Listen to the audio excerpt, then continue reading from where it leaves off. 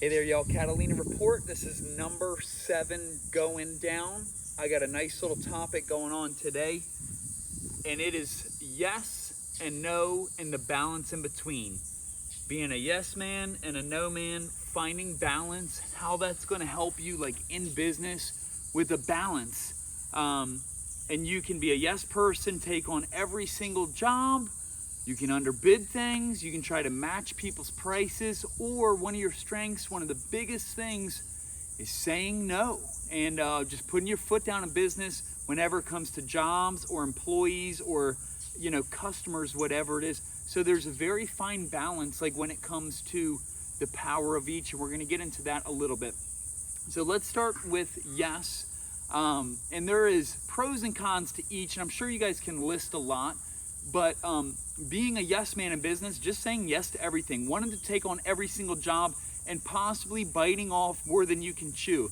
Sometimes I hear from customers, they're like, yeah, we're getting other bids and whatnot, and we have somebody else that we like, but he's 5 months out with work and stuff like that. And I always think to myself, if you're in my industry in Central Florida and you're 4 or 5 months out in work, I'm not knocking anybody, and there's people way beyond me in business. But if you're 4 or 5 months out in work around here, why don't you have more crews? Why are you not raking in? If you cut that in half and doubled, whether you have 1 crew and you're that far out, or 2 or 3, however many, if you have 4 crews and you're 4 months out, why don't you have 8 crews? Why don't you cut that lead time down in half and be basically making twice as much than you are right now, per day or whatever you're running? Or if you have 1 crew and you're 4 months out or something, multiply that, go to 2 crews and basically be 2 months out. Like, break that down. So there's a lot of people that want to pick up every single job, and they're a yes man. They're trying to get every single thing that they can. I don't really believe in that. I think that's great. You want to make all your customers happy, and by God, am I thankful for my customers. I have the best customers in the world with the loyalty that we have, the numbers that we have ran, and the growth rate that I've had over the years. But I do not want every single job. I don't want every single call that comes in. I don't. Okay? How are you going to be in business and running huge numbers and somebody calls you for 3 palms to trim or something? No matter what your minimum is, trust me, my minimum is probably bigger than yours. I'm telling you right now. I'm sorry if I told you my minimum for work. I'm telling you right now, it's more than yours. I don't care who's watching, and if you're in tree service, it's probably more, okay? Sorry to tell you that, but it's probably true. But how are you going to get a lot of calls that come in? We get important machinery jobs and tree jobs, whatever. But there's calls that will come in that they'll be like, all right, hey, we need this small little job done. And we used to do that years back, but we don't now. It's not profitable. I don't care what your minimum is or how many you do in a day.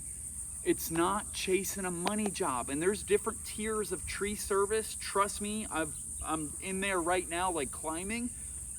But there's jobs that are not profitable. I don't care.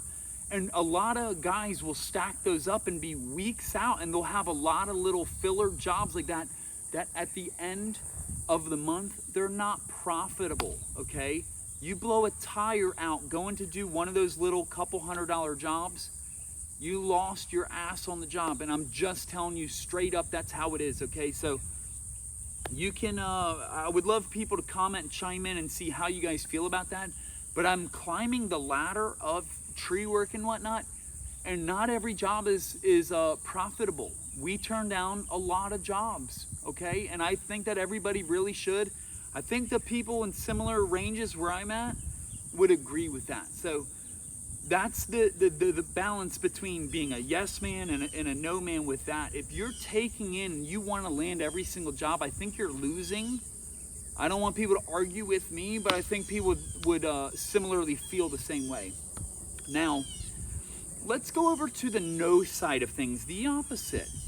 And saying no can be to a customer, possibly on a price match. We used to do a lot of price matches I go put a quote out, and it might be a $3,000 job, right?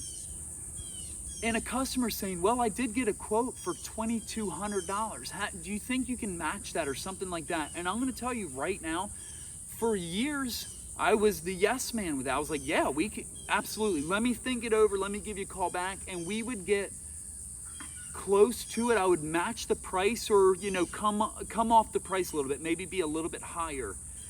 And I think a strength where I'm at nowadays, straight up, is saying no, we can't do that. My price is my price.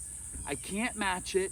I can't get down to 2,200 or 2,000 or whatever the other guy came in at. I'm not doing it. My price is my price. The answer is no. My price is going to stay at $3,000. That is what is going to make me and my business profitable. That is how we have been successful. And if you deviate from that successful strategy, you're at risk of burning yourself. And that's like the opposite of being a yes man, being in a yes mood with these things, and saying no. And I think where you start to say no is the experience. It's not being in a bad mood. It's not being negative. It's through experience of seeing things go wrong with doing so many jobs that you know that your first number is your best number. I don't want anybody listening to what I do to question yourself. Hopefully you're far along in business enough to stick to your guns that has made you profitable, that has got you stuff like this. By the way, I haven't even acknowledged this. Let me get into this. We had a gender reveal yesterday. We have a baby on the way. And if you haven't yet, check my other videos, like after you're done watching this. Our gender reveal was yesterday, and let's just say go watch it. You're gonna love it. It's really cool. That's why that's the only reason. I didn't just stage this up for no reason. This was part of the gender reveal. So we used this like literally yesterday, and it's going out to work tomorrow. So we're gonna come like start moving stuff out. But anyways, but let's get back to the topic. So I think that there's such a fine balance with yeses and nos in business. This can also come down to your employees. Let's get into that. Okay, whether you can be a yes man and no man with your employees. Let me tell you right now, your employees are the most important part of your business.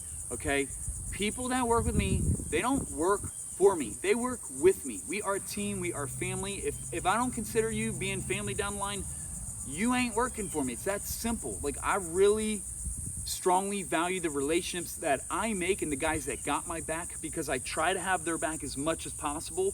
And if you're not keeping guys around you that you trust 100%, then you're gonna lose long term, okay? Like, I don't want to grow a huge, crazy business. I want to have loyal guys that have my back and I can have theirs.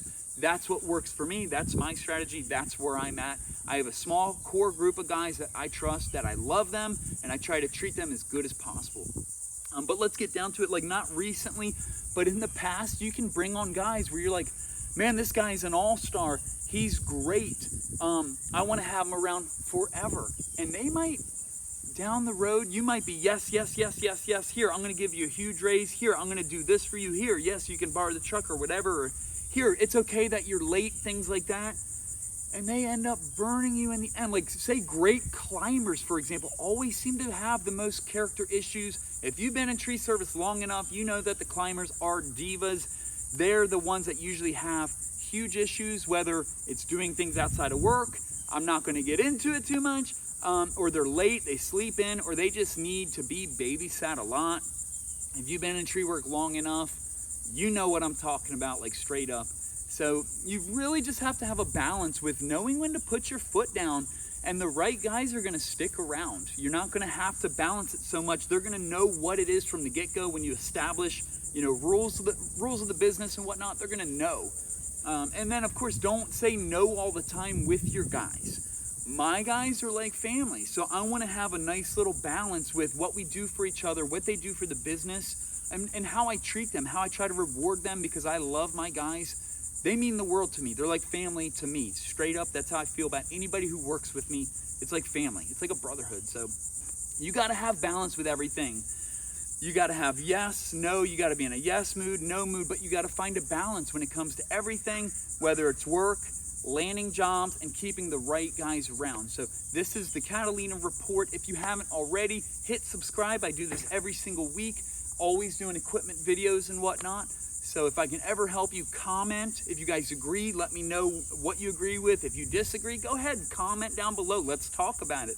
I want to hear other people's point of views. So anyways, you guys be blessed. Thanks for tuning in. If you haven't already, like, share, comment on the page, and subscribe. And anyways, I'm about to get rolling on dinner. Y'all have a great day. God bless.